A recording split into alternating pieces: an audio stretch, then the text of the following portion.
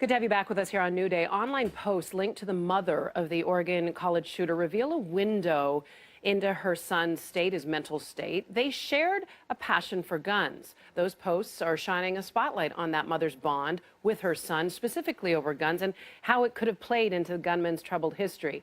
Joining us to sift through it all is Dr. Jody Gold, a board-certified pediatric psychiatrist. We're so lucky to have you here with us to talk about all of this. So we know that this woman was a bit of a prolific poster online. Says she was a registered nurse. We've been able to confirm that. And she also claims that she also has Asperger's. And I would just want to talk to you about what we know about Asperger's, because this has been brought into the conversation. We know it's on the spectrum of autism. We know it's a developmental disorder. But is there any reason, any science to link any planned violence to this diagnosis? Now, let me start by being very clear. There's no link between mental illness and violence, and there's certainly no link between an autistic spectrum disorder and violence. To be clear, we don't really talk about autism anymore. We talk about sort of autistic spectrum disorders. Right. The truth is, people with an autistic spectrum disorder, keeping themselves, are not interested in other people, would be less likely to want to have revenge or to be violent than someone without mental illness at all.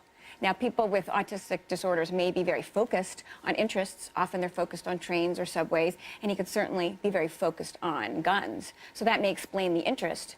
But there's no link between the mental illness and violence. And then there's a lot being made about the relationship the mother and the son had, not just their relationship, but their common interest and their bonding over guns. And I actually want to read to you something that the AP, they spoke to a psychologist, Peter Langman, and they say this psychologist said in some cases parents don't recognize there's a problem. In other cases they're aware of their children's mental health issues, but they don't see any evidence of violence, so they don't see any reason why not to take their kids target shooting. Parents may also use guns to bond with a mentally troubled, isolated child who is obsessed with weapons and violence. That seems like a really, really dangerous prescription. Yes, that's true. But the truth is that everything that she did was legal, and in our country, it's okay to bond around violence. So she bonded with him around guns. We know that. We know that they both had very big interests. Do I think it's a good idea to bond to a mentally unstable person around guns? Of course not.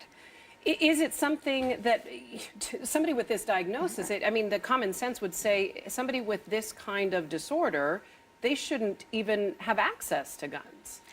Yes, it's true. I mean, I believe that we need to have more restrictions on access to guns for mentally ill. But the truth is, all these guns were bought legally. They were bought by his mother.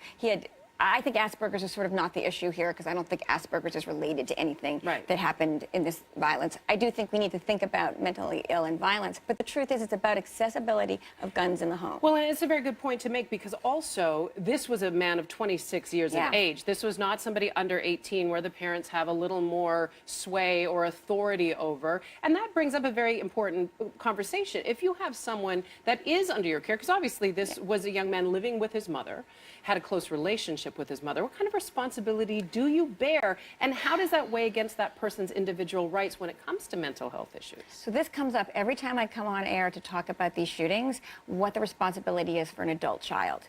I believe that parents of adult children with mental illness need to have more access to their records, more ability to provide them care. But in our country, HIPAA It's not set up that way. We're not set up in a system. Once you're 18, the parents have no access to records. We have the HIPAA laws. They have no ability to mandate care. So that is something as a country we need to be talking about, how to provide comprehensive services to mentally ill and how to allow adults who have adult children with mental illness. However, I don't know that that's the key here. I think she tried to get him care.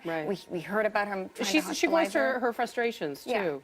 I'm wondering from a medical perspective, if the medical community is concerned. I mean, if we looked at the data, the CDC data says fewer than 5% of U.S. gun killings are perpetrated by people with mental illness. Is there a concern about the stigma after an event like this? Is there a concern in the medical community about that? Oh, we're always concerned about the stigma around mental illness, because always concerned about it. But is it worsened at a time like this? Oh, it's worsened at a place like this because the mental illness did not cause this violence. In fact, I actually think someone with an autistic spectrum disorder might be less likely. You hear a lot of politicians saying that it was a mental illness issue, not a gun issue. That frustrates me, because to me they're just afraid to stand up to the gun lobby. The reality is that states that have more guns in the household have higher rates of suicide. Having guns in the home kills people. Like if you want to talk about guns and suicide. So if you have higher states of guns enter the homes, you have higher rates of suicide. 2/3 of gun killings are suicide. When you have someone mentally ill or not mentally ill and they think about suicide, troubled, right? They have had a setback in their life. They've been humiliated and they impulsively take a gun and kill themselves. If there's no gun, they don't kill themselves. Dr. Jody Gold, obviously a conversation we need to keep pushing for. We're having it here on New Day. We appreciate you adding your voice to it. Thank you so much.